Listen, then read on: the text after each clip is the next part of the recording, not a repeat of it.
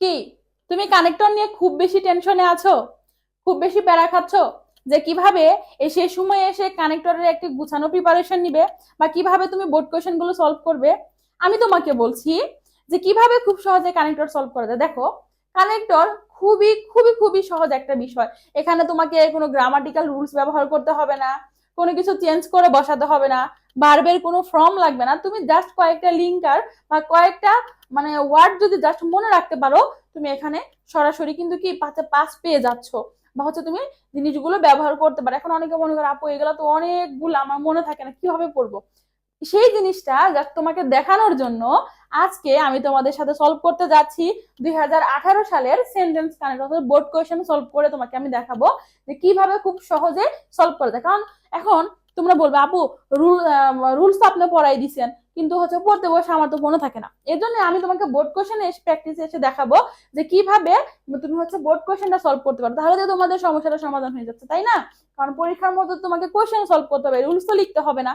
এজন্য আমি তোমাকে দেখাবো কিভাবে খুব সহজে বোর্ড কোশ্চেনটা সলভ করা যায়। So don't skip this video.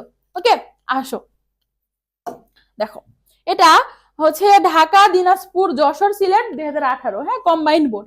দেখো এখানে কি বলা আছে, আর একটু কষ্ট করে যে জিনিসটা তোমাকে কাজ করতে হবে তা হচ্ছে একটু অনুধাবন করতে হবে। বাংলাটা একটু নিজের মনে মনে, হ্যাঁ, তোমার একদম কারেক্ট কারেক্ট লাগবে না, জাস্ট একটু মনে মনে জিনিসটা বাংলাটা একটু অনুধাবন করতে হবে। তাহলে তুমি আরো সহজে কানেক্টরটা কি সলভ করতে পারবা। আসো দেখো, এখানে বলা আছে ম্যানি পিপুল, হ্যাঁ, ম্যানি পিপুল অনেক লোক কি করে, থিঙ্ক করে মানে কি চিন্তা করে, ড্যাট এটাও কিন্তু one kind of article, sorry article না, কানেক্টর। হ্যাঁ, অনেক মানুষ মনে করে money can do everything in life, টাকাই জীবনের সব বা অর্থই জীবনের সব।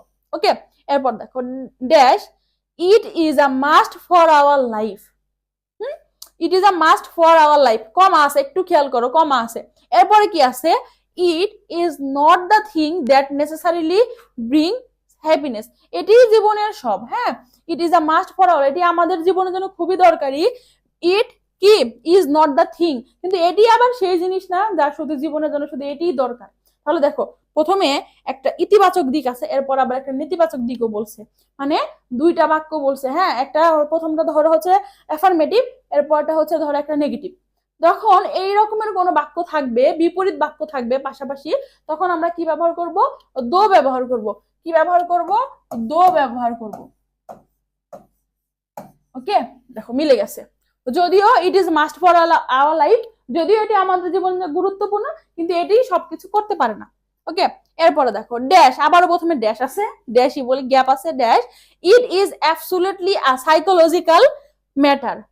এটি কি, এটি হচ্ছে একটি মনস্তাত্ত্বিক বিষয়, বা হচ্ছে এটা একটি মানসিক বিষয় বলতে পারো, যে টাকা থাকলেই যে সুখে, এটা হচ্ছে যার যার মনের বিষয়।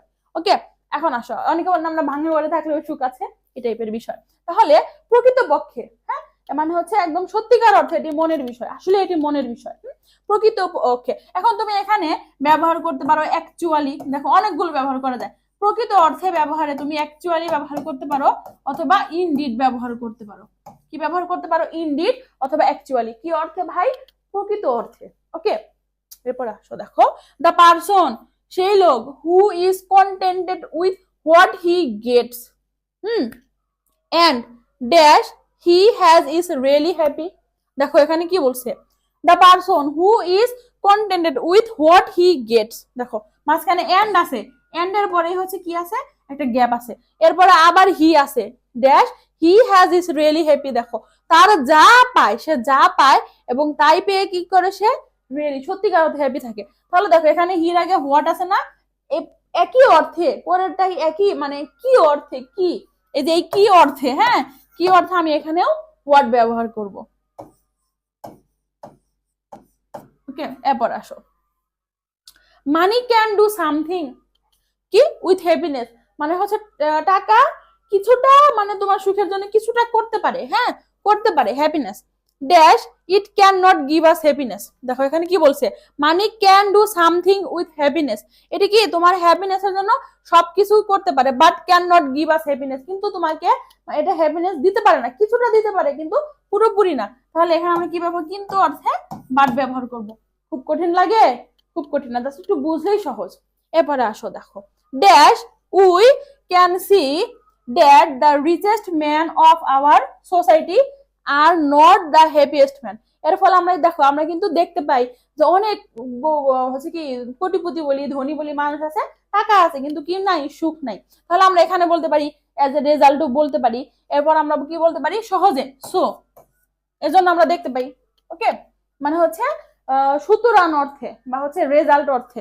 ওকে, এরপরে দেখো এখানে বলা আছে, এরপর এখানে কি বলা আছে, ড্যাশ দে লিড, হ্যাঁ কি বলা আছে, they lead a life burden with cares and anxieties. এর পরিবর্তে তারা কি ব্যবহার করতে, মানে তারা তো সুখেই থাকে না, বরং তারা কি হয় খুবই উদ্বেগজনক এবং যন্ত্রণার দিন যাপন মানে দিন যাপন করে। তাহলে এখানে আমরা বরং অর্থে কি অর্থে, বরং অর্থে ব্যবহার করতে পারি রাদার, বরং অর্থে রাদার ব্যবহার করবো। Okay, rather they lead a life, instead of লিখতে পারি আমরা, কি লিখতে পারি, ইনস্টেডও লিখতে পারি।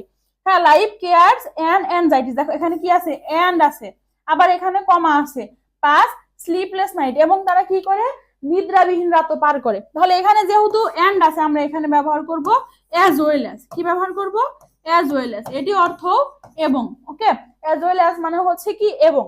এরপর দেখো dash there are a large number of poor man, এবং আবার আমাদের কি রয়েছে, অনেক গরিব মানুষ রয়েছে, dash are happy and enjoy sound sleep, আবার অন্যদিকে আবার কি রয়েছে, অনেক গরিব মানুষও রয়েছে যারা টাকা না থাকলেও সুখে ঘুমায় বা হচ্ছে সুখে দিন যাপন করে। তাহলে আমরা এখানে লিখতে পারি on the other hand, on the other hand, অন্যদিকে। ওকে, রয়েছে হু, এখানে যে এর রিলেটিভ প্রোনাউন বা হচ্ছে ব্যক্তি বোঝাচ্ছে, এজন্য আমরা এখানে কি ব্যবহার করব, হু ব্যবহার করব। Okay, who are happy and enjoy sound sleep dash money can not ensure happiness, এটি দ্বারা এটাই বোঝাচ্ছে যে টাকাই সবকিছু করতে পারে না। তাহলে এখানে আমরা কি লিখবো, এখানে আমরা দেয়ার ফল লিখবো। ওকে, তাহলে দেখো কানেক্টর কত সহজ, হ্যাঁ আমরা কত ইজিলি কানেক্টর সলভ করে ফেলেছি। তাহলে তুমি যদি জাস্ট একটু হ্যাঁ অনুধাবন করে, বাংলাটা অনুধাবন করে সলভ করতে পারো, তাহলে দেখবে তোমার আর হাজার হাজার রুলস পড়া লাগতেছে না, তুমি খুব ইজিলি পরীক্ষায় বা হচ্ছে নিজে নিজে টেস্ট পেপারটা সলভ করতে পারো। এতক্ষণ পর্যন্ত ভিডিওটি দেখার জন্য তোমাকে অসংখ্য ধন্যবাদ। তোমার সাথে দেখা হবে পরবর্তী কানেক্টর সলভিং ক্লাসে। ধন্যবাদ সবাইকে।